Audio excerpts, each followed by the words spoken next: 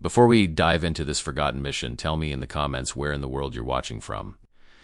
The canvas smelled like varnish and desperation. Lieutenant Jerome Hackett stood in the vast hangar at RAF Aldermaston, staring at what the other officers were already calling the stupidest idea of the war. The glider looked like something a child might build from scraps found in a barn, a skeletal frame of spruce and ash wrapped tight in treated fabric, its wings impossibly thin, its fuselage little more than a tube. In the cold March light of 1945, with dust motes hanging in the air and the distant rumble of bombers taking off for Germany, the CG-15 looked fragile enough to tear apart in a stiff breeze. "Cardboard," Major Brennan said, walking a slow circle around the aircraft. He rapped his knuckles against the fabric-covered wing and laughed without humor. "Gentlemen, I present to you the finest cardboard coffin the Army Air Forces ever commissioned. Who wants to take the first ride to hell?" Hackett kept his jaw tight. He was the designer, or rather the junior engineer who'd championed the concept when everyone else at the Wright Field Development Office thought he'd lost his mind. The CG-15 was built on a principle the brass couldn't stomach. Lighter meant quieter. Cheaper meant you could build more. And fabric over wood meant you could pack the gliders flat and assemble them near the front. It was engineered precisely, tested in wind tunnels, and cleared for flight. But standing next to the massive plywood and steel CG-4 Waco gliders that had carried troops into Normandy, the CG-15 looked like a child's toy. "I'll fly it," Hackett said quietly. Brennan turned to him, eyebrows raised. "You're a desk man, Hackett. You design these things. You don't have to die in one to prove a point. I've logged 70 hours in gliders, sir. I know this aircraft. And I know it'll work. It better." Brennan's face went hard. "Because you're taking a full stick. 12 men. And I'm giving you the 555th. The room went quiet. The 555th Parachute Infantry Company, the Triple Nickels, they called themselves, though never where white officers could hear, the only all-black parachute unit in the Army, trained to the same standard as the 82nd and 101st Airborne, but kept stateside, fighting forest fires in Oregon while white paratroopers jumped into France.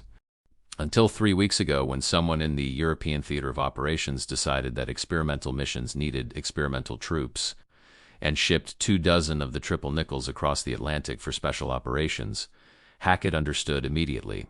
If the mission failed, if the glider disintegrated over the channel or crashed into a hedgerow and killed everyone inside, it would be a tragedy, certainly, but a limited one.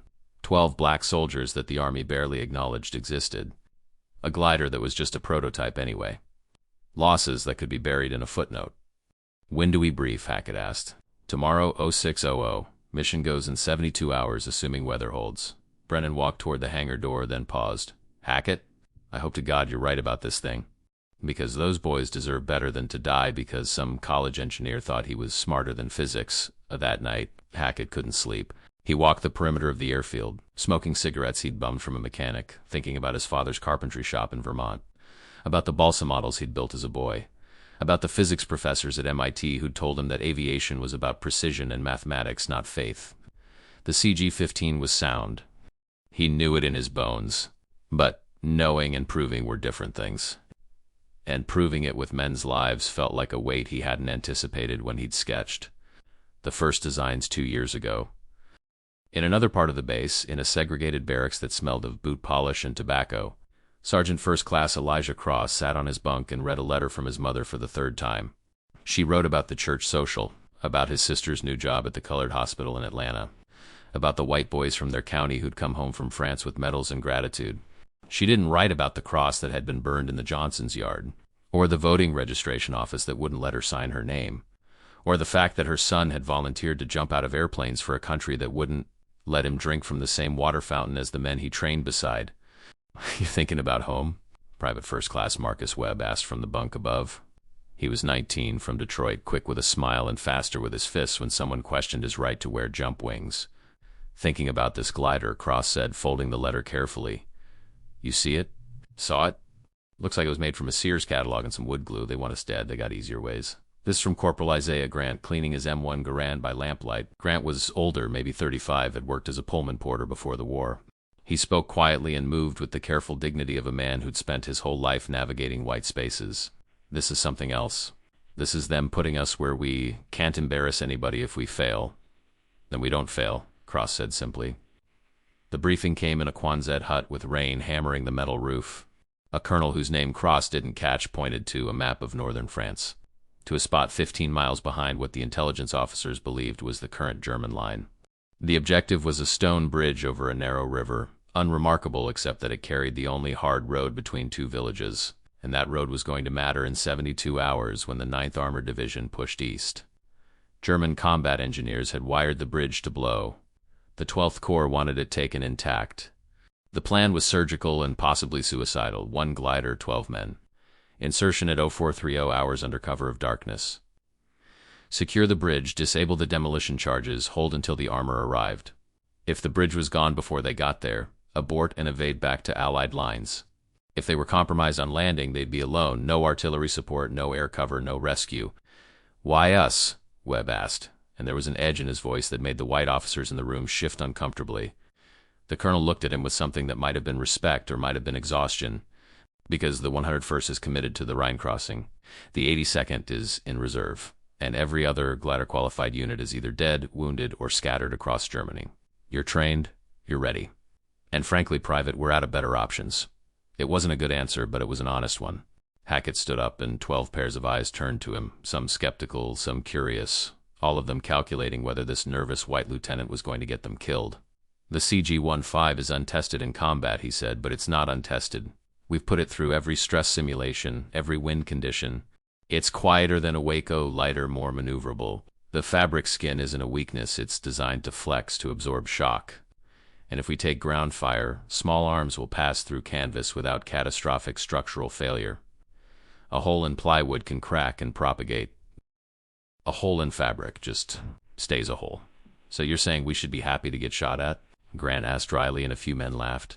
"I'm saying this glider will get you there and put you on the ground in one piece. After that, it's up to you." Cross stood. He was tall, broad-shouldered, with a scar over his left eye from a training accident at Fort Benning that the Army had blamed on his inexperience, even though the white jumpmaster had packed his chute wrong. "We'll do the job, Lieutenant. You just get us across the channel." The next 2 days were a blur of preparation.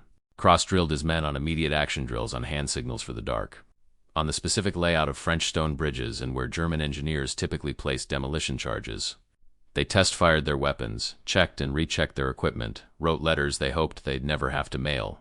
Hackett spent hours with the C-47 pilot who'd towed them across the channel, plotting approach vectors and release points, arguing about altitude and airspeed.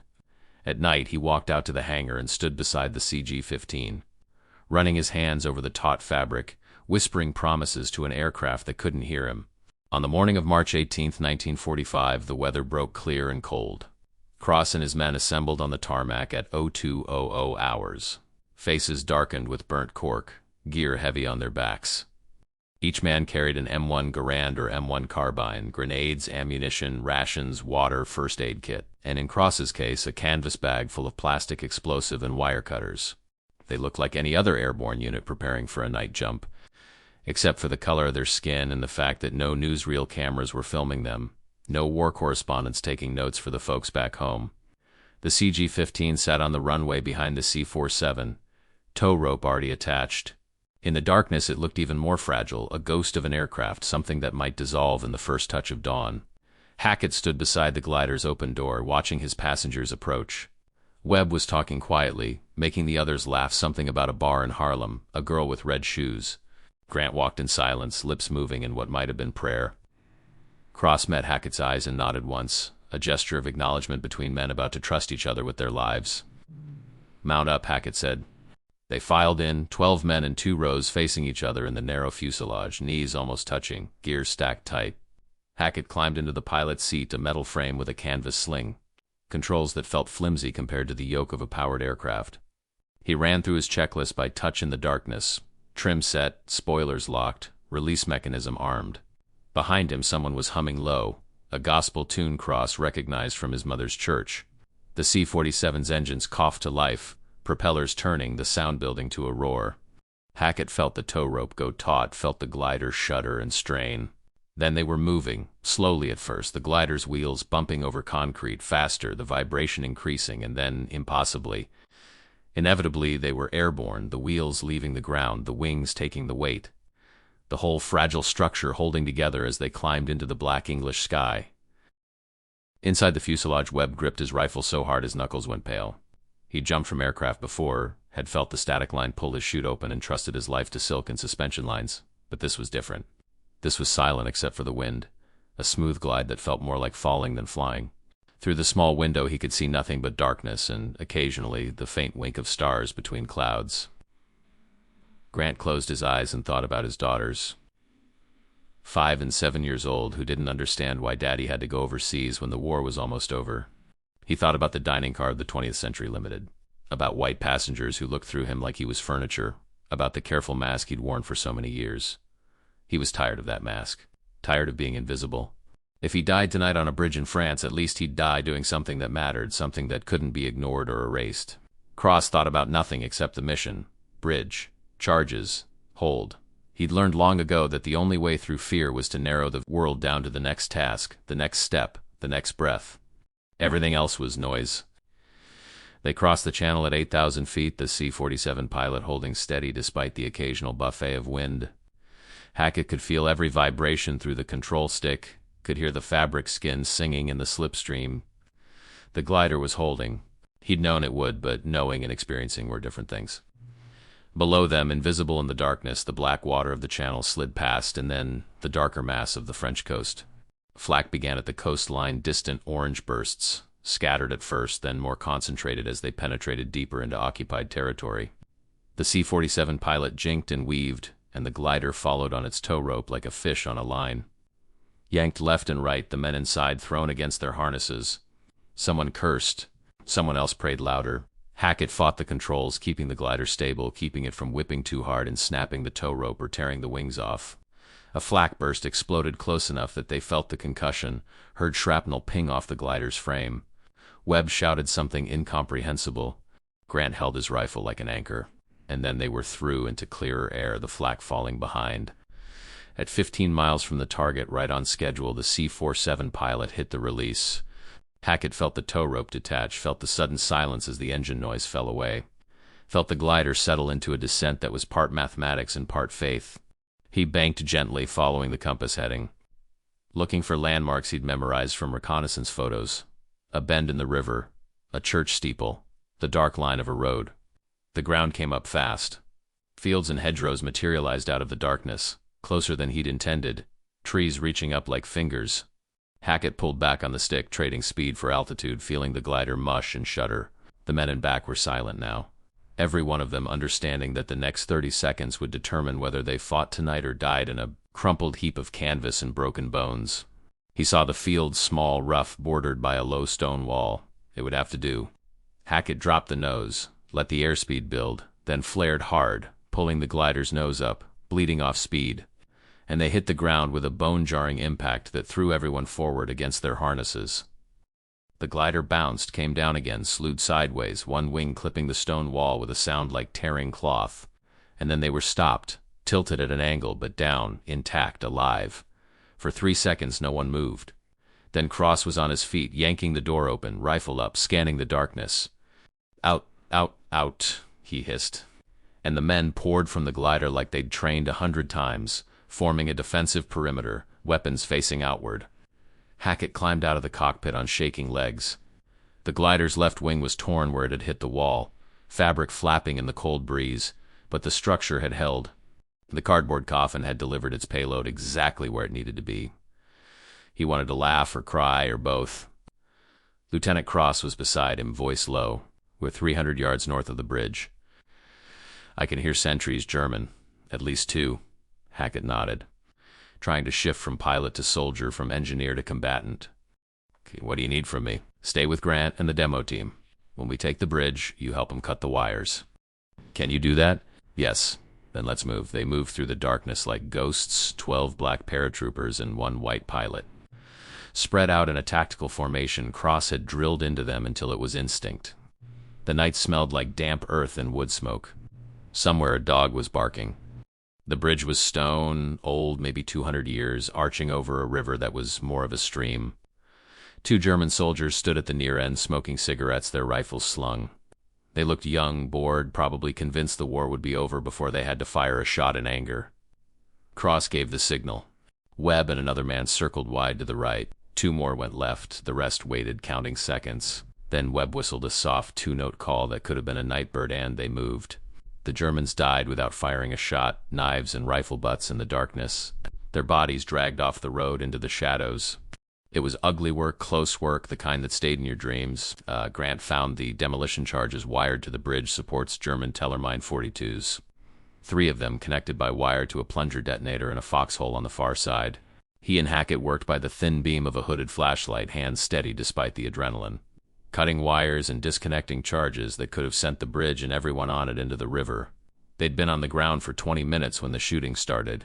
It came from the east, from the village, a sudden burst of machine gun fire that lit up the darkness. Cross swore and ran toward the sound, Webb and 3 others with him. A German patrol 8 men, maybe more, had stumbled onto their position. Muzzle flashes strobed in the darkness. Tracers arced overhead. Someone screamed. Webb took cover behind a low wall and fired in controlled bursts, the M1 carbine chattering in his hands.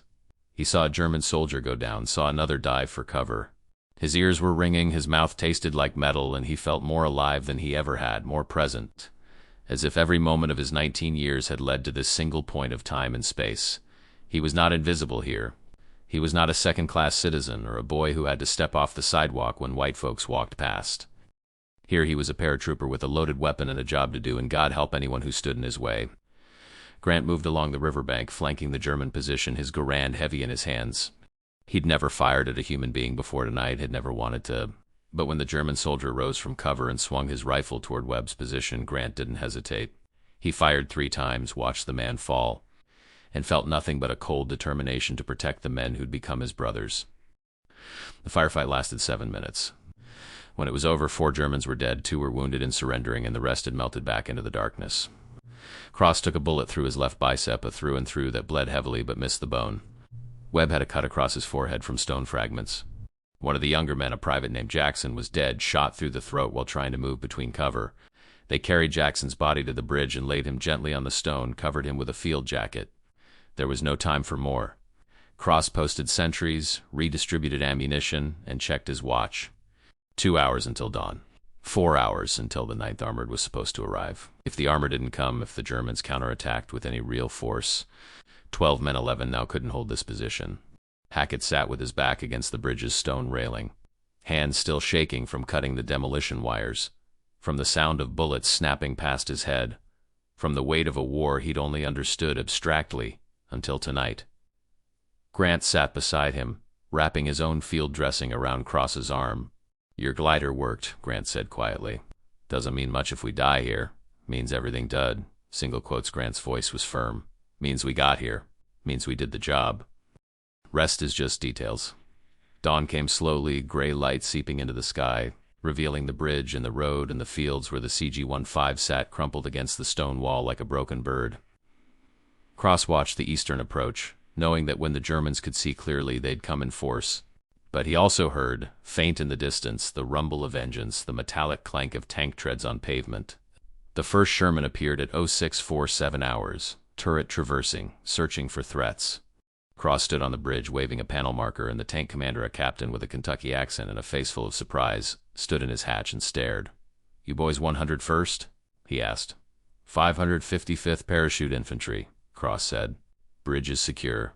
Charges are cut. Roads clear to the next village." The captain looked at the bridge, at the dead German soldiers, at the black paratroopers standing watch with their weapons ready. He looked at Jackson's covered body. He looked at the remains of the glider in the field, its fabric skin torn and flapping in the morning breeze. "I'll be damned," he said, and there was something in his voice that might have been respect. The 9th Armored rolled across the bridge and kept going east, into Germany, into the final weeks of the war. Cross and his men were pulled back to a field hospital, debriefed by intelligence officers who seemed more interested in the glider than in what the men had accomplished. Hackett tried to explain the CG-15's performance. Tried to get someone to understand that they'd proven the concept, that the design worked, that it deserved to be mass-produced. But the war was ending, budgets were being cut, and fabric-covered gliders were already obsolete in an age that would soon belong to helicopters and jets. The after-action report was 3 pages long. It mentioned the bridge, the successful prevention of its demolition, the minimal casualties given the operational parameters. It did not mention that the men who'd taken the bridge were black. It did not mention the CG-15 by designation, referring only to experimental glider type undetermined. It did not mention Lieutenant Jerome Hackett by name. Private First Class Marcus. Webb was killed 2 weeks later when his unit was assigned to clear a German bunker complex near the Elbe. Corporal Isaiah Grant survived the war and returned to Chicago, where he worked as a postal clerk and never spoke about the night he'd jumped into. France in a glider everyone said would never fly. Sergeant First Class Elijah Cross stayed in the Army, served in Korea, retired as a Master Sergeant in 1968, and died in 1983 in a veterans hospital in Georgia. His obituary did not mention the bridge. Lieutenant Jerome Hackett returned to MIT after the war, taught engineering for 30 years, and never designed another aircraft. He kept a photograph in his office, grainy, unofficial, of 12 men standing beside a fabric-covered glider in an English hangar. Students sometimes asked about it, and he would say only that it was from the war, that those men had trusted him, and that he'd tried his best not to let them down. The CG-15 program was canceled in June of 1945. The 2 prototype gliders were scrapped, their fabric burned, their wooden frames recycled. No production models were ever built. Official Army Air. Forces histories of World War II glider operations do not mention the CG-15. They do not mention the 555th. Parachute Infantry's deployment to Europe. They do not mention the bridge, the mission, or the men who'd been told they were flying in a cardboard coffin and had climbed in anyway. But for 72 hours in March of 1945, in the darkness over the Channel and on a stone bridge in France, a glider that everyone said would fail had flown true, and men that America wanted to forget had proven that courage and skill knew no color. They had carried the weight of their country's contradictions into battle and still done their duty. They had been mocked, underestimated, and dismissed, and when it mattered most, when the bridge had to be taken and held, they had not failed. History would try to forget them, but the bridge still stands. The river still runs beneath it. And somewhere in the fading memories of a war that killed 60 million people, in the margins and footnotes where uncomfortable truths are buried, their names are written, not in headlines or monuments, but in the quiet knowledge that on one cold night in a war that was supposed to be about freedom, 12 black paratroopers and 1 white pilot proved that the only thing more dangerous than being underestimated is being underestimated and given a chance to fight back. The cardboard glider flew. The men it carried did their job, and for a brief moment, before the world moved on and forgot, that was enough.